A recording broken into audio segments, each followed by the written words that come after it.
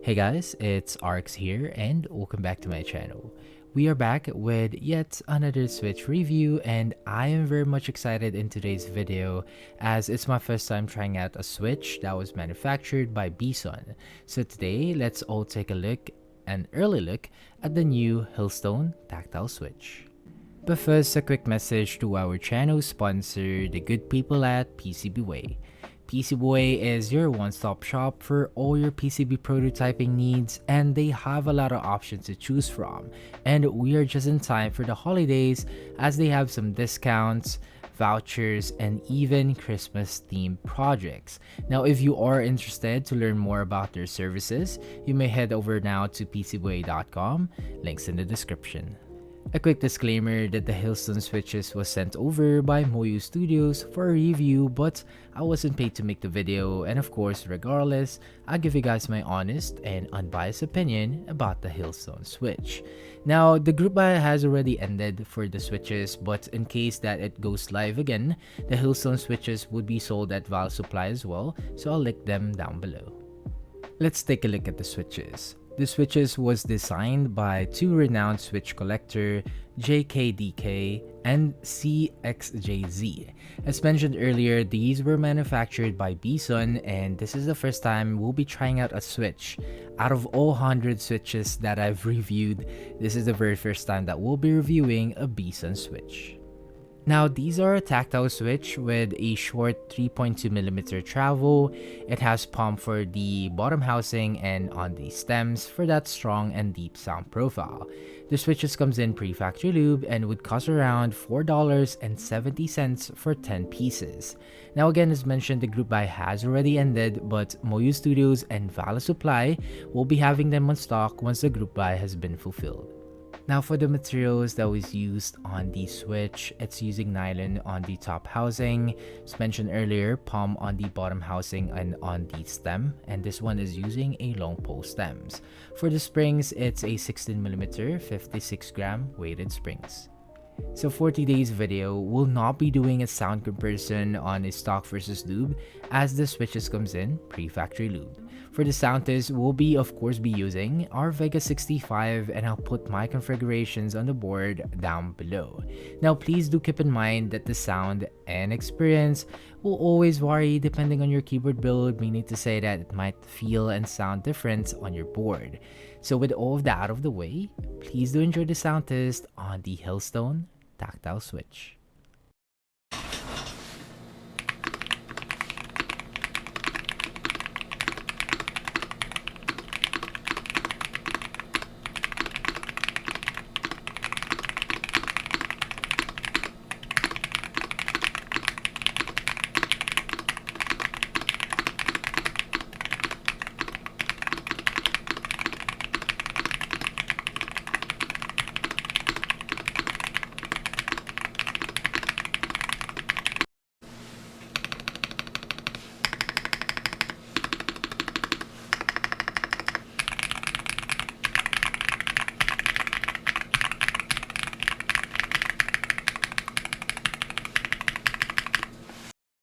And that was a sound test on the Hillstone Tactile Switches.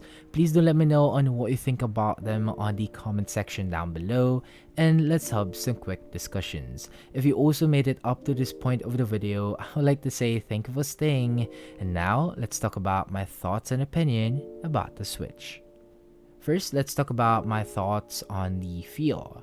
First, on stock, it was decently smooth when it comes to a tactile, and I would say, a stock tactile, and I would say it's passable using them out of the box. I think for the tactile switches, you really need to have your own take when it comes to lubing them. So if you find the pre-factory lube lacking on these, I suggest just slightly add on the rails and you should be good. Now moving to the tactility or the bump wise, so it has that early bump that you can feel initially when pressing it, and has that very rounded and longer bump as well. Now I like my tactiles aggressive, but this humbled me. It's so satisfying on how balanced the bump or the tactility is. It's not that sharp and just sits perfect in between a very well balanced tactile and smooth tactiles, if I must say. I plan to use them on a daily and see how it feels once broken in. Now let's move on to my thoughts on the sound. Honestly, I would say the pre-factory lube, it's still decent enough with the stock sound, but I can say that it can slightly benefit if you add a bit more of lube to it, but it sounds consistent nonetheless, as there's no noticeable spring noise or even the leaf crunch. Sound-wise, I can say that it has that clean mid to high pitch sound profile for a tactile while not sounding aggressive. Can say that it still has that subtle tactile sound to it, and it kinda reminded me of the MX Browns. Overall, these tactile switches are really great. It actually surprised me because it has a subtle, smooth, rounded bump that is very easy to get accustomed to. It's smooth out of the box and has that clear tactile sound to it. And honestly, it's like an MX Browns but has an added kick to it, like a bit more umph to it, if you know what I mean. Now, if ever this goes live in stock, I would highly suggest to give it a try, especially if this would be the first time to try out a tactile switch. I think this is a good starting point, and if ever you can get your hands on, and as I always suggest, get 30 packs first. That's enough for your alphas to try them on, and if ever you like them, you can go from there.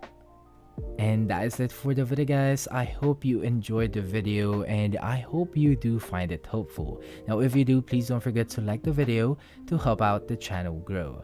Again, the group buy is already ended, but I'll place Moyu Studios and Valor Supplies link down below just in case that it goes live. And what's next? Well, we have a lot more switches to review and to cover before the December ends or before the year ends, and I'm wishing you all a happy holidays. Again, please don't forget to like the video, share if you want, and of course subscribe for more, and I'll see you guys on the next sound test.